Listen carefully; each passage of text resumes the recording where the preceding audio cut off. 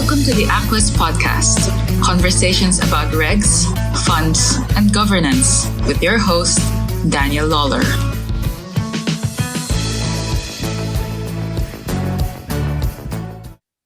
Hello, welcome to the Aquest podcast with me, Daniel Lawler, and my co-host, Shannon Eastman. You almost choked over those words. I did. I was going to say guest co-host, but you're here too much to be called the guest.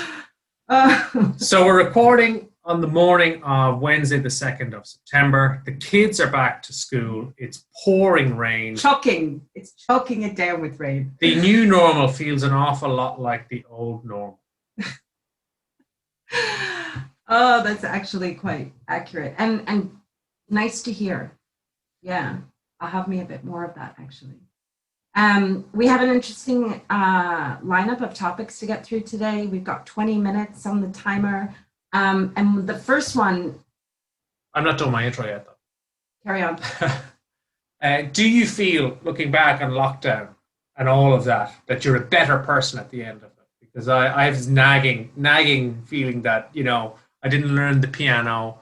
I didn't develop my skills. Anyway. I did listen to some opera music, but beyond that, I don't know. I don't think I'm going to look back on this in 20 years' time, and you know, the kids or the grandkids are going to ask about it. And go, I don't know what happened. What it just did felt you like do with your 2020? Yeah, what did you do with the lockdown? It's just like I'm not maze. sure if I became a better person. I got really grumpy and totally jaded with all the shenanigans and the media and the people and the masks and all of it. So do you believe now about coronavirus? I don't. Do you want to pull at that thread? Because no. I'm ready to take that debate on. Well, in 60 seconds. Absolutely not. No. I think there's a vulnerable community of people that need to be well cared for and looked after. And I do not believe, without any doubt, that there is necessity to shut down the first world unless there's an alternative agenda. So I'm going to leave it there. It's okay that we have different opinions, but absolutely not. But you know what it is? It has done. Oh my God. I had to take up boxing because I was like, it's either whiskey or boxing. So I'm boxing. I've increased it to 6 times a week to help me process how jaded I am by this. That's funny because I see it glancing at me sideways sometimes and the fist is clenched. No, it's great. I have a wonderful trainer. He meets you. I'm going to plug him. He's so great. He'll meet you in any park in Dublin City. He'll train you for an hour. He's so skilled at, I think, 17 different forms of like martial arts, boxing. You've made that up. Tai Chi. What's his name? Marcin. He does training with kids and families and stuff, doesn't he? Yeah, on the weekend. So he's got 2 kids, Zosia and Antic, who are smarter than me. He wanted Zosia to come in and be mentored by me. And in the first 30 minutes of meeting this darling 13-year-old, I think she is, I was quite aware that she was smarter than me and I could probably get mentored by her. But he has kids on the weekends where he brings parents and children together and you train. You could bring your kids. Oh my God. Daniel would love it. Is it kind of a bonding thing? It is. He's passionate about relationship with your children, and he's passionate about giving your body what it needs so that your body does what it's meant to do. Yeah, I feel my kids have had plenty of parent time. Actually, you're an amazing father. Oh yeah, buttering me up. Well, I feel they're like, no, all this parent time that's overrated. Get back. We're going to hang out with my mates. I've seen enough of you now. They won't be on their psychiatrist's couch in a few years' time complaining about not enough parent FaceTime. Actually, Danny, you're probably, I could say wholeheartedly, even my mom said, isn't Danny's children very well behaved? They're gorgeous little kids. Isn't he a wonderful father? Oh, it's just a dream. So I've heard that enough now that I'm like, yes, I can see that this would probably be something less required. But Marcin, I'm going to plug him again. Marcin's Monkeys. He's Polish, so it's Marcin. Amazing. Didn't you see the video where he had that guy Baz out there? I did. Yes, that's very good. So I'm boxing 5 times a week. I love to spar. Are you punching people in the face in this, or is it? He's got pads. All right, okay.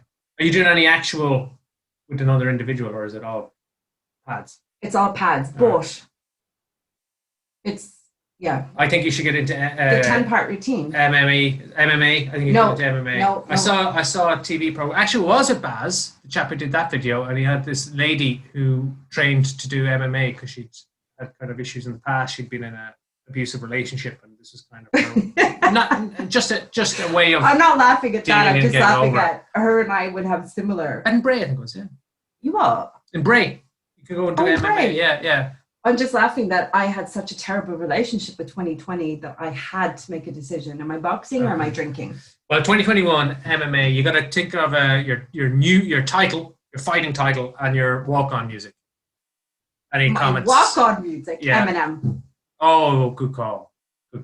Eminem. Now, having plugged that marching enough, let's plug some of our own stuff. Well, wait a minute. I told you that I've taken up boxing. What the hell have you been doing for the last few months? I told you I've been listening to opera music, so that feels a bit more cultural. I've also played a bit of golf. No. You've been doing both those things coming into the apocalypse. Okay. Nothing. I've done nothing. Well, I want to talk about this ESMA blog. The blog and the ESMA letter. Blog. Does that count? Good. Yeah, the ESMA blog. Okay. So about 2 weeks ago, ESMA has published their letter to the European Commission with their advice, their recommendations on the AIFMD review, Alternative Investment Fund Managers Directive Review. Pretty chunky and lots in it, but especially the recommendations around substance and delegation are the ones that get most attention. Now, having said that, there's a lot of other topics in there, and actually most of it pretty good. But I have written a blog on the delegation substance piece with a couple of handy recommendations for our friends in ESMA in Paris to overcome their issues. But I suspect they won't be interested in taking my recommendations. I think that the ways to approach substance and delegation there's a couple of ways to. One is to focus on the ManCo rather than trying to focus on regulating the delegates, because ultimately the ManCo is liable and remains liable regardless of whatever delegation. So actually, instead of worrying about who they're delegating to, if you focus on the ManCo, understand that they are liable, maybe look at the capital requirements, look at having a PI, professional indemnity insurance requirement for UCITS ManCos. But ask and focus your energy on the ManCo, and if they are delegating, what are they doing to do a good job on supervision and of the firms that they've delegated to? So that's one approach. The other is even simpler, and that's to turn on the AIFMD third country regime. So instead of trying to regulate US investment managers via the AIFM in Europe, just turn on the third country regime and authorize them directly, and extend that to the UCITS regime as well.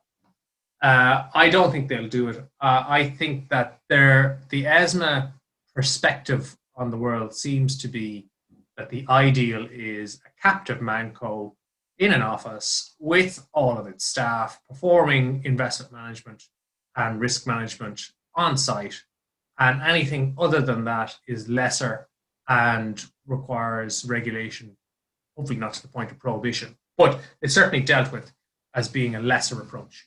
And I think that the suggestions I put forward don't facilitate what they have in mind, which is captive ManCos with their offices in Europe. Now, I can be proven wrong, and just remember, ESMA does not have the power to impose this as regulation. They are advising the Commission, and the Commission will have a different view of the world and will, of course, be lobbied and advised by national governments and departments of finance and industry bodies and what have you. But from an ESMA perspective, they still do wield a lot of influence and power. So it's a worry that they continue to beat on in this drum. Interesting. Well, it's over to quest.ie/blog for that article. I enjoyed reading it. I liked how you presented it, and I liked the 360-degree view of, here's who the solutions are good for, here's who it's going to be really tough for, and here's who it's going to be really bad for. So it was nice insight. What else have you got on ESMA at the moment then? Well, we know at the end of September, the liquidity risk management stress testing guidelines come into full effect. So we have a WWRD, what would the regulator do video to give a short explainer as to what firms can expect from a regulator's perspective in terms of how compliant they need to be by the end of September. And then likewise, as we get into the end of October and the 20th of October, the Securities Financing Transactions Regulation, bit of a mouthful, SFTR, the reporting obligations under that for Mancos kick in from late October. So again, there's a WWRD on that to remind firms and to kind of guide them. And as is that to where out they need right to be. now, or is that coming? No, that's done. Actually, we did that earlier in the year. We just reposted it to as a reminder because we're getting closer to that deadline. We kind of flagged it early in the year because it's not something you're going to turn around very quickly to get in a position for compliance. But like a lot of things, it will be left to late in the day by many firms.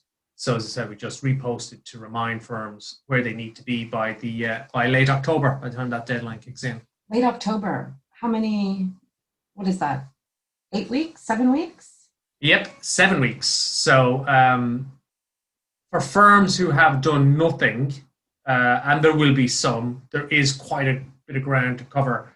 It's doable, presumably where firms are not going to report themselves, but are going to delegate the reporting. But there's still, like anything where you don't do something yourself and you get somebody to do it for you, there's a whole governance process to go through to make sure they know what they're doing and you know what they're doing and you're overseeing what they're doing. So if you're listening to this podcast and you engage in the use of securities financing transactions like repos and reverse repos and stock lending, and you've either not heard of SFTR or you vaguely remember something pre-lockdown and it rings a very, very vague bell, get on there, check out WWRD. It's episode 12. Do I need to worry about the SFTR? It's in our YouTube channel. And check that out and then get ready for a period of fairly intense activity. Anything else on that before we shift gears? Let's shift gears. Oh my goodness, I know you're very excited about this one.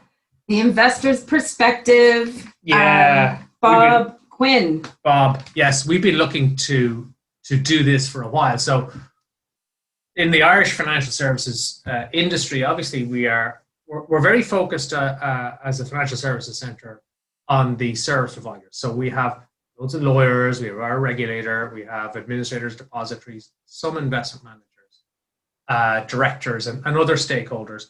But what we don't have is a lot of investors. And what we don't have is an investor body or really a representative group where you can kind of tap into what the perspective of an investor is on the state of the world or on a new proposal for financial regulation. Or the things that tell us what you have lined up. So to cover that gap, we have a new guest co-host, Bob Quinn, who is the investor advocate. I think that's his title. And he's investor's advocate, Bob Quinn. Yeah. So he works with investors. He's an investment, I guess you call him an IFA. He's an independent financial advisor who works with investors to kind of steer them to investments that are appropriate for them and has very interesting views on things like passive versus active, and whether ESG is worth it yet. And so I think it's really interesting because you can, as an industry stakeholder, you can get very invested in what's good from the service provider's perspective. And even as a regulator, I remember when you would do consultations and you're trying to calibrate new rules, where's the right line to draw in the sand? Because investors don't tend to be organized as a body, you very rarely hear from investors. So you're then trying to, even when you're doing impact assessments, you're trying to anticipate what the impact is going to be and what the cost is going to be from an investor's perspective. So this is going to be really interesting to chat to Bob. And we have other guests lined up a little bit later who come from a similar world. I appreciate, kind of like yourself, I remember when you were writing the Dear CEO mock letter.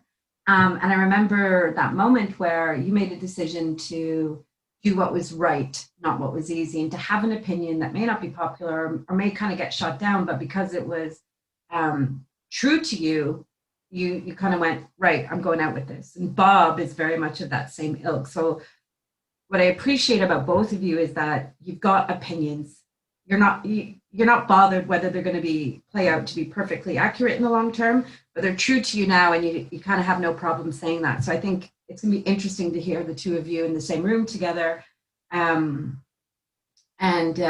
imagine not conflicting, but I would say opposite at time comments on the same subject matter. So I'm looking forward to it. Yeah, I think it's going to be good. And even, opposite views. I think complementary opposite views. Well, I think there are areas where he will have a view where I'll say, well, actually, that's not, technically the rules have moved on from there. But even though that might be the case, he's still right, because he's the person interacting with the investor. And if he doesn't think ESG is any good, or he doesn't think that active funds are worth it, then whether or not the rules are a little bit different and require more doesn't really matter. Because if an IFA is not guiding investors into this product range, then there's something wrong somewhere. So anyway, it's going to be great stuff. So I'm really looking forward to that. We'll have a few series. Yeah, me too. So lots of great content on the way. Dun, dun, dun, dun. Funds Ireland Minicon. What the heck is that about? Well, I can't say too much because you told me not to say too much. But as a heads up, very shortly we will be launching Funds Ireland Minicon, which will be a series of minicons held later this year and early next year, which will be free for our attendees. And a little bit like what you said there in terms of having opinions and saying things and calling it out, that will be the mandate for the minicons, to really, they will be genuinely held views, but they will be views you may not have heard from other people before. They will be opinions that will maybe take a little bit of bravery to get out there, because they won't be the ones that everybody's heard. The container that is being used to kind of hold these conversations, which is transforming challenge into best practice. And this idea of like stepping up and owning some of the narrative here and owning some of the situation with the intention of transforming it into best practice for you and your profession, for your firm, for us as an industry. So that also demands that we have the tough conversations with people who've got the skill set and experience to bring to the table. So I'm excited. We're talking to some really talented people. Yeah, we got some great partners lined up. With the criteria Animated for this has been we want people who are going to help us co-create kick-ass content. So this is that's the mandate. It's going to be good. It's going to be interesting. I think it's going to be fun. Oh, and it was the idea was to have at some point in November, I think, where there's a week where that material starts to show up, like the 3rd or the 10th. We don't need to commit to a date, but it's sometime in November where that material tends to show up. Not necessarily in one specific day, but over the course of a week. Well, we can leave it there, because I can assure our listeners that they will know about it when it drops, because it will be everywhere. We will have the marketing engine turned on high to let people know what's on the way. But it'll be fun. It'll be good. It'll be worth listening to and watching into, and it'll be free, even better again. There you go, throwing around the F word. Moving on. What's next on your agenda, Denny? What else is going on? Well, we are just launching our shop on the Quest website, where we have an e-commerce arm now. Our e-commerce arm, yes. What's on it? Well, what are you flogging, lovey? What we're starting with is we have a series of templates that we use with our fund management companies, where we're working with them on being really, really good and really clear about their CB86 compliance. So whether it is directors' letters of appointment, DP letters of appointment, annual activity calendars, very comprehensive. So I can go in and buy a template. Mm-hmm. Do I have to buy the whole Monty? No, you can buy individual documents, so they come as individuals, priced accordingly. Obviously, what does the pricing look like for? Well, from €100 up to 250. So they're very reasonable. They've got like 30 odd pages in this one particular template I saw. Some of them are longer and some of them are shorter. Okay. They do a good job of allocating. So, if you're a designated person, allocating out the regulatory obligations to them, so they know what they're on the hook for, what they are. And if I didn't buy this off you, because I'm thinking the maths here, I give you 250 quid for this, but if I didn't and I went and did it myself, what is an hour of me sorting it out? I would say it's probably a day, 2 days probably, of an individual's time to prepare one. So if you're looking across an annual activity calendar, you're talking about sifting through all of AIFMD, all of UCITS, and all of CP86 to identify what does the rule require me to do every year. Well, you've got to check update your risk management framework, update your policy. So it does cut out a lot of that and gives in-house legal and compliance a head start on getting their paperwork in place and making sure it's really up to best practice. And okay, there's obviously with any template there's tailoring to do, which is exactly what the regulator would want you to do to tailor it for your business. But as I said, it's a massive head start. Templates are editable for me, and I can. Okay, Word. Great, nice. Word. What else? Anything else on the shop? Well, that's where we're starting on the shop. There are other templates that are available if you come to us directly. We're working. But that's it. Very excited to get the shop up and running because it's something we've been working on for a little while. And then, of course, with the virtual world that we operate in so much now, and with the changing nature of Mancos and how they operate as well, it's great to get it finally over the line. Cool, nice one. You've got a couple other things you wanted to talk about. We're talking about Aquest Express. I totally forgot about that. Aquest Express. So, oh my God, don't you just love that name? I do like the name because it just tells you all you need to know. Micro learning. So we obviously we spend a lot of time with firms doing training, and we will often do quite detailed programs over a number of sessions. But as a kind of an alternative to that, we have the Aquest Express range now, which is micro learning sessions of just 45 minutes where we will take our topic and condense it down into a very manageable and fun. There's music and puppets. Tell them everything. I'm not talking about music and puppets at this stage. Okay. But they'll be interactive, they'll be fun, and they'll be very quick darts, very quick sessions that will get across the key points and be a way to get the team together for this micro learning experience. So again, availing of our tech. I think it's, if I add my 2 cents to it, these are high, and it's almost like celebrating the return to the old normal. I'm going to go with that because it is nice to have the old normal back.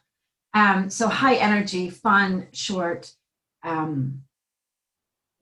concise, what you need to know with a little bit of comedy to go with it. Not such a bad thing. I'll start with a joke. All right. So fair play to you. I did totally forget about Aquest Express. Yeah. So on top of that, though, just like in terms of the general state of the world, we know that the regulator is concluding on CP86 very shortly. So we can see a number of Mancos getting ahead of that. And that whole piece of the world is really quite active at the moment. Mancos looking at understanding how they do things versus how others do things, how best practice is, what the regulator is going to require. If they anticipate they're going to be doing something on the resourcing front, they're trying to get ahead of that before everybody else is in the market. So that's a very active space. We also obviously work with clients on preparatory, so preparing them for engagements with the regulator. That's a funny one. That kind of, when COVID kicked in, it increased, but it worked in a very different way. So it wasn't so much the thematic inspections and the regular supervisory engagement. It was more very active and frequent check-ins with the regulator on things like ECP deployment and liquidity risk management and how funds were getting on with the liquidity and portfolios, whether they're experiencing issues around redemption loads and what have you. And those kind of interactions, it's easy enough to manage day to day on your own, but we're now seeing a shift back to those more demanding interactions where the regulator is either doing thematic inspections or they're doing F&P interviews or they're doing these regular supervisory engagements under PRISM. And so although they're delivering and they're engaging in those meetings virtually, they are back to what we had seen previously, which is big expectations from the regulator in terms of the level of knowledge of the people that they're meeting. So, that's all kind of coming back to life again. So I said old normal, done differently, but that getting back to the regulator putting the thumb screws on and starting to pin firms and individuals, particularly CEOs, on how it is exactly that their business operates, all that kind of stuff is starting to really kick in again. So it's interesting to see where that's come through in the cycle. I'll wrap up on that and just say outsourcing is another one where we're seeing quite a lot of interest and quite a lot of activity. So we do work with firms both where they are going to outsource or they have outsourced and they want to review how they've gone through that process, where they're a regulated firm, because the load on that from a regulatory and compliance perspective is heavy, and it's easy for something to slip through that probably shouldn't, or it's easy to put procedures in place 5 years ago and then look at them today and wonder, are they still best practice, and are we doing what we said we would do? So we're working with regulated firms on that, and we're increasingly seeing that as something that they are interested in. But we're also working with outsourced service providers, so RegTech firms and what have you. It's such a different world for an outsourced provider, RegTech or otherwise, where they start to have clients that are regulated firms, because you go from being a dynamic tech firm where you can imagine the offices they have with their PlayStations and this kind of stuff, but they're very creative and very able to conceive new ideas and deliver them very quickly. Once you go into having regulated firms as your clients, that now starts to put constraints on you and your business and make requirements of you in terms of governance. So for example, whereas in the past, before you have regulated clients, you as a RegTech firm can subcontract or delegate to whoever you want. But now, if you have a regulated client and you want to sub-delegate, you have to get their consent. So there's a whole process to go through, firstly, to make sure you do get the consent, you don't forget about it. And so it just changes the culture, it changes the way that these firms operate. Sometimes those RegTech firms, find it hard to get their foot in the door with regulated firms without having these policies and procedures and governance in place. Sometimes they get through the door, but the requirement is to engineer these so that they don't let the client down, because that's one thing. The biggest risk, of course, with outsourcing is that if I'm the business and I'm doing it myself and I make a mess, well, then it's my own fault. If I hire somebody to do something for me and they make a mess, it's my fault. And so that element of trust and trusting that they're doing the right thing and not going to let you down is huge. And that's why we're increasingly engaging with these outsourced service providers to get them in the right place so that they don't let their clients down when it comes to the client's regulatory compliance obligations. Wow, what a long monologue that was. Well, it would be nice to wrap up with maybe holiday plans. I'm done. I have staycationed, and it was a wonderful advertisement for going to Spain during the summertime to get some sunshine. That's it. I've been a little bit facetious. The weather wasn't great, but we did have great fun. We got to find lots of activities that you have in Ireland that we didn't realise. Like we went on hawk walks, we went whale watching, we've been to Kilkenny Castle. Oh, that's right. I remember. Yeah, of course you did. What did Nessie think? Did she like the whale watching? She did, and we did see dolphins. We did see seals. I saw the back of a minke whale for about half a second. Nobody else amongst the two boats that were there saw. And did the kids love it? The kids had a great time. Good. So Ireland is a great place to staycation, particularly after you've had 2 or 3 weeks of solid sunshine. I'll be going to Spain. But I was grateful to get away, and I was glad to, I don't know, help out if that's the right way, but you could see from the businesses that, the restaurants, the hotels and guest houses where we stayed, that the level of service was really good. And I think that their appreciation for you giving them their business, it wasn't taken for granted, which was really nice. So it was great to staycation. I'd like a little bit more sunshine, so we could organize that. What about you? I'm flipping a coin between Portugal and Spain. I'm thinking 6 weeks. I'd like to work remotely, by the way, Danny. Jesus. Surprise. No, I just want a bit of sun, and I want a bit of, Spanish air / sangria. Oh, good idea. Yeah. Good idea. Nice catch up.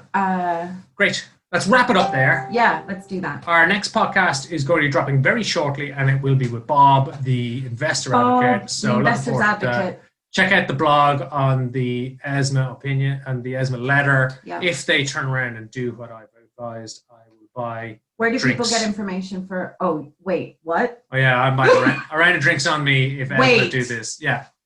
Adrian Whelan, are you listening? Mine's definitely going to be a whiskey or 10. So, I lost my train of thought now. You buying drinks? Ugh. You're just wrapping up. Quest Express, where are people getting the information to book that? If you go on to quest.ie, there's a web page there, tab at the top, can't miss it. Got it. Do it. Yeah, do it. It's good fun. And it is good fun. Yeah. I hear your costume lineup is pretty awesome. Get everybody back in the game, heads in the game after this period of hiatus. Right, let's wrap it up there. Thank you very much for your time, Shannon. We'll catch you next time on the Aquest podcast. So as I said, Bob Quinn will be our guest. In the meantime, stay safe, and we'll talk to you next time.